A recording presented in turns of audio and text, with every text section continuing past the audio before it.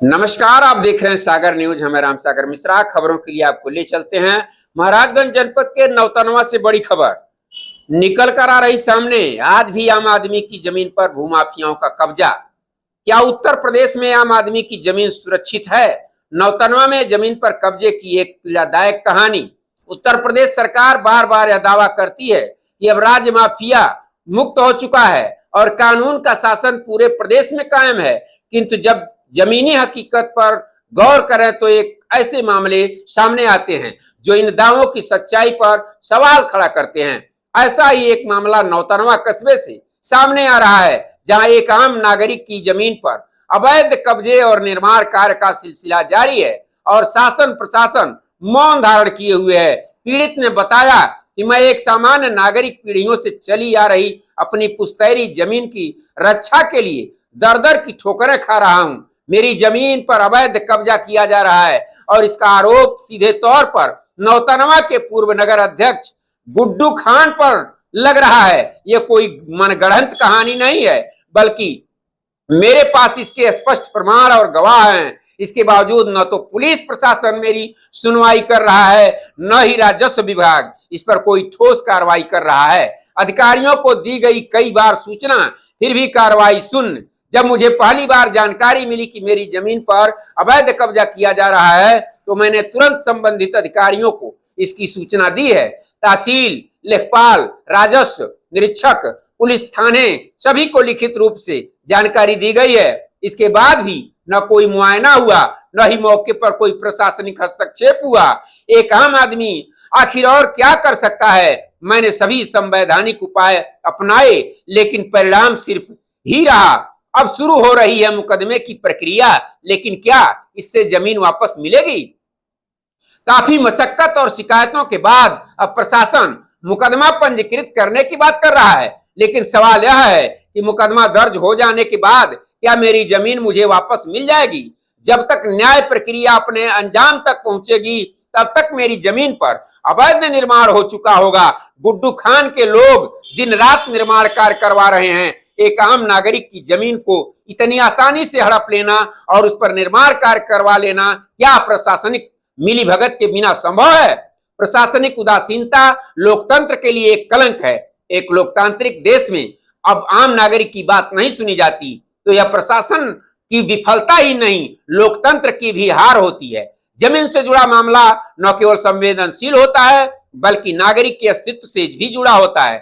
यदि प्रशासन किसी रसूखदार व्यक्ति के खिलाफ कदम उठाने से डरता है या जानबूझकर अनदेखी करता है, तो आम जनमानस का भरोसा टूटता है। मुख्यमंत्री को भेजी गई शिकायत अब आखिरी उम्मीद। मैंने हार मानने से पहले उत्तर प्रदेश के माननीय मुख्यमंत्री योगी आदित्यनाथ जी को एक विस्तृत शिकायत पत्र भेजा है, जिसमें पूरे घटनाक्रम का उल्लेख किया है। अब मेरी आखिरी उम्मीद मुख्यमंत्री कार्यालय से ही है। यदि वहां से भी कोई कार्रवाई नहीं होती तो यह मान लेना पड़ेगा कि आम आदमी की कोई सुनवाई नहीं है और लोकतंत्र रसूखदारों की जागीर बन गया है। यह मामला सिर्फ मेरी जमीन का नहीं, यह प्रदेश की कानून व्यवस्था की असलियत है।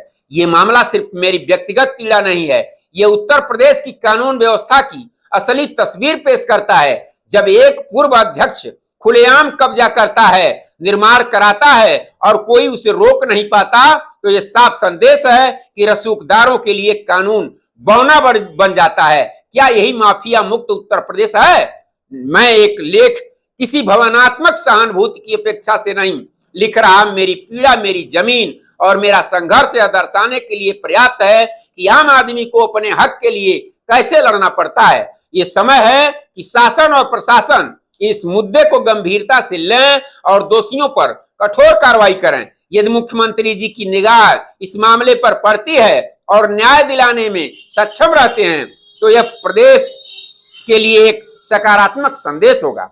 वरना यह संदेश जाएगा कि उत्तर प्रदेश में माफिया अब भी जिंदा हैं, बस अब वे कुर्सियों की आड़ में बैठे हैं। आइए आपको ले चलते हैं नौतनवा, जानते हैं प्रेम शंकर पांडे जो पीड़ित हैं, जिन्होंने मुख्यमंत्री से गुहार लगाई है, क्या कहते हैं इसको लेकर के।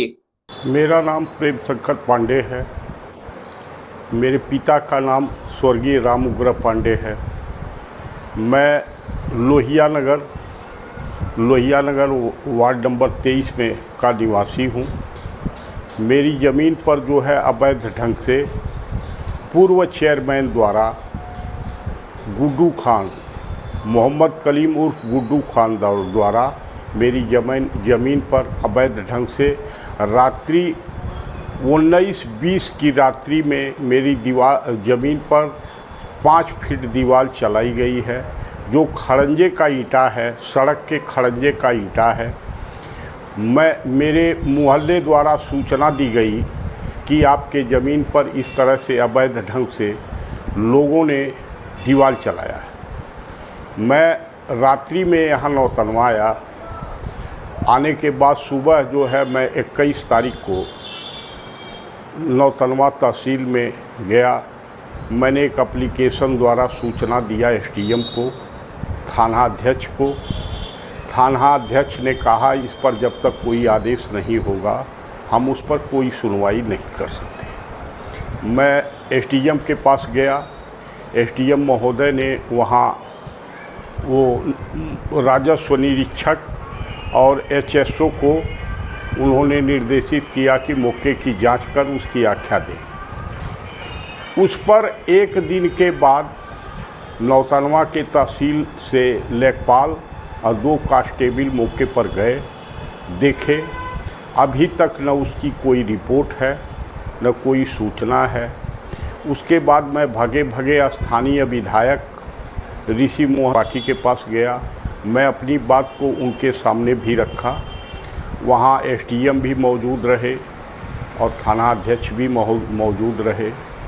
उन्होंने कहा कि जो है इस पर आप लोगों ने क्या किया, क्या कार्रवाई करेंगे। तो उन्होंने कहा कि इस पर जो है एफआईआर दर्ज कर दीजिए। फिर इन्होंने कहा कि नहीं, और मैं इस पे स्थानीय इस पे स्टे कर देता हूँ। उसके बाद अब बताइए, मुझे मुकदमे में उलझाकर मेरी ज़मीन पर आज भी वो काम कर रहा है। मैं इसकी सूचना फिर आज सवेरे थाना अध्यक्ष को दिया। उन्होंने कहा जब तक कोई आदेश नहीं होगा तब तक हम उस पर कोई कार्रवाई नहीं करेंगे। इसके बाद मैं उत्तर प्रदेश माननीय मुख्यमंत्री को मैं ऑनलाइन द्वारा जो है ऑनलाइन करवाया है निवेदन को। पुलिस लखनऊ को मैंने दिया है ऑनलाइन द्वारा। अब उसके बाद देखिए, अभी सर हमको घुमाया जा रहा है, जहाँ भी जा रहा हूँ वहाँ न्याय हमको नहीं दिया जा रहा है, मुझे घुमाने का काम किया जा रहा है।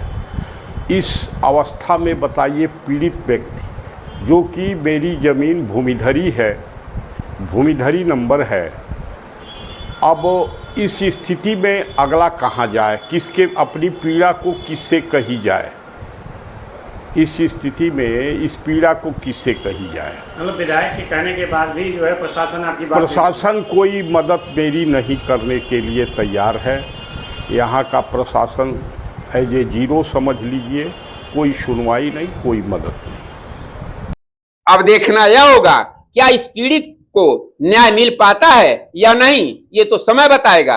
खबरों के लिए बस इतना, फिर नया अपडेट लेकर होंगे हम हाजिर। तब तक के लिए दीजिए इजाजत। जुड़े रहिए सागर न्यूज पर राम सागर मिश्रा के साथ। नमस्कार।